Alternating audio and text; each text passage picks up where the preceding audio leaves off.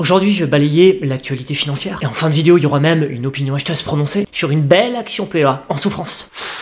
Mais avant, la bonne nouvelle du jour, c'est qu'NVIDIA tente de se refaire une santé sur le plan boursier. Ça pousse. Même si je suis pas actionnaire, je suis très content. Car comme NVIDIA est l'action porte-étendard du moment, cette action a le pouvoir à elle seule d'insuffler un vent d'optimisme sur les marchés. Ce qui par ricochet me profite indirectement, ayant une belle exposition sur le secteur tech. Alors, ce qui a aidé en partie à chauffer l'ambiance dans les salles de marché, c'est les propos de Jensen Huang lors d'une conférence organisée hier par Goldman Sachs à San Francisco. Le CEO de NVIDIA a déclaré, je cite, « La demande pour les puces d'IA est tellement grande que tout le monde veut être le premier et en avoir le plus. » Bien sûr, il prêche pour sa paroisse, vous en conviendrez, c'est plutôt motivant. Et vous avez envie de bouffer de l'action tech lorsque vous entendez ce genre de propos. C'est clairement revigorant. D'ailleurs, l'action PEA ASML que je recommandais aux petits nouveaux sous 700 dans ma précédente vidéo en a profité. Une autre action PEA du secteur tech qui profite depuis quelques jours, c'est Dassault Systèmes, dont je vous vantais les mérites il y a peu dans ma newsletter. D'ailleurs, dans cette note d'analyse complète que j'ai partagée à mes lecteurs, il indiquait que d'un point de vue macroéconomique, le groupe devrait également bénéficier du pivot actuel des banques centrales. L'assouplissement des politiques monétaires favorisera une réévaluation des valeurs technologiques dont Dassault Systèmes devrait mécaniquement profiter via l'actualisation de ses flux de trésorerie. Ces baisses de taux à venir bénéficieront par ailleurs au pôle consacré aux sciences de la vie, vu que les lancements d'essais cliniques sont très corrélés avec l'évolution des taux d'intérêt. Plus ces derniers sont bas, plus ces essais trouvent aisément des financements. Il faut donc s'attendre, selon les propos de mon confrère analyste, à une accélération progressive de Medidata, qui pour rappel est un éditeur américain racheté par Dassault Systèmes et proposant des solutions d'analyse de données pour essais cliniques. Autre point positif relevé dans la note d'analyse, si Dassault Systèmes a pâti au premier semestre de la prudence de certains clients, dans un contexte moins porteur, le dynamisme de son activité n'est pas intrinsèquement lié à celui des secteurs d'activité sur lesquels le groupe opère. Autrement dit, l'éditeur de logiciels peut enregistrer une croissance importante, même si le marché de l'automobile ou celui de l'aéronautique, deux secteurs d'activité sur lesquels le groupe est historiquement fort, ne sont pas particulièrement en forme. A noter que l'idéal pour Dassault Systèmes, ce sont les clients en bonne santé, mais qui font face à une concurrence importante, car ils ont besoin d'innover, donc d'avoir recours à ces logiciels. Et là où c'est intéressant, c'est que certes, la concurrence ne fait pas rage dans l'aéronautique. Par contre, elle est très intense dans le secteur automobile, alimenté par l'arrivée massive de constructeurs chinois sur le marché. Donc, comme la totalité des acteurs ont besoin d'innover pour rester en vie, ça devrait être porteur pour les éditeurs de logiciels, type Dassault Systèmes, qui aident l'industrie automobile dans leur phase d'innovation. Alors, le risque, il y en a un qui revient souvent, c'est de voir l'intelligence artificielle cannibaliser le business de Dassault Systèmes. Mais selon la note que je vous partageais, le positionnement très haut de gamme de Dassault Systèmes semble le mettre à l'abri. En tout cas, c'est ce que répondait à cette question mon confrère analyste, que je cite. « Je ne crois pas que l'IA constitue une menace pour Dassault Systèmes, dont les logiciels scientifiques très pointus sont développés depuis plus de 40 ans en lien étroit avec ses clients. » En gros, il dit « Nous verrons des acteurs évoluant sur d'autres pans du marché des logiciels se faire cannibaliser par l'IA bien avant Dassault Systèmes. » Bref, donc, malgré le début d'année poussif, les signaux semblent au vert pour Dassault Systèmes, optimisme que je partage totalement. Au passage, un mot de politique américaine. Comme vous le savez, mardi a eu lieu le débat opposant Kamala Harris et Donald Trump, les deux candidats à l'élection présidentielle américaine. Selon le site de Paris Predicted, suite à ce débat, les chances de victoire de Donald Trump le 5 novembre ont baissé de 6 points à 47%.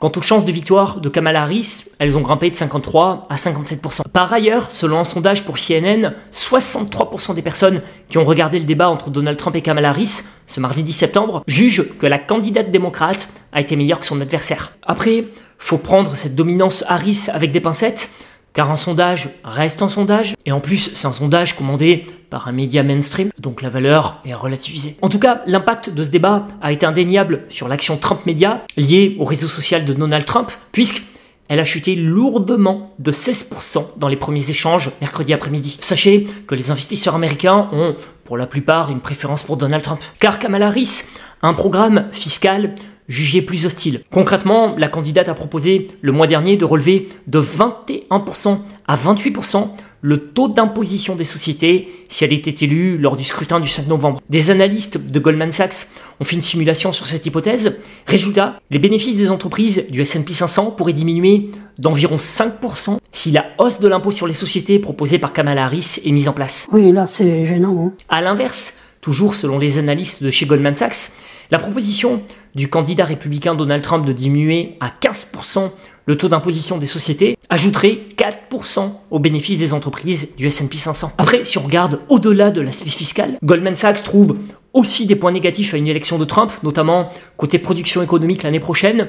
La plupart des dégâts proviendraient des promesses de Trump d'être plus dur sur l'immigration et d'augmenter les droits de douane sur les importations en provenance de pays comme la Chine. D'un point de vue strictement boursier, même si ça peut influer, je vais vous dire, faut pas se faire un sang d'encre sur le résultat. Peu importe le candidat, le marché des actions finira par s'en accommoder, même si au début ça peut tanguer. C'est surtout la vigueur de l'économie qui va jouer sur le devenir des marchés. Si on commence à voir une économie ralentir, peu importe le candidat élu, le marché se fera plomber. Alors, en termes d'actu, je lisais dans la presse financière une autre news au sujet d'une de mes actions PA françaises préférées.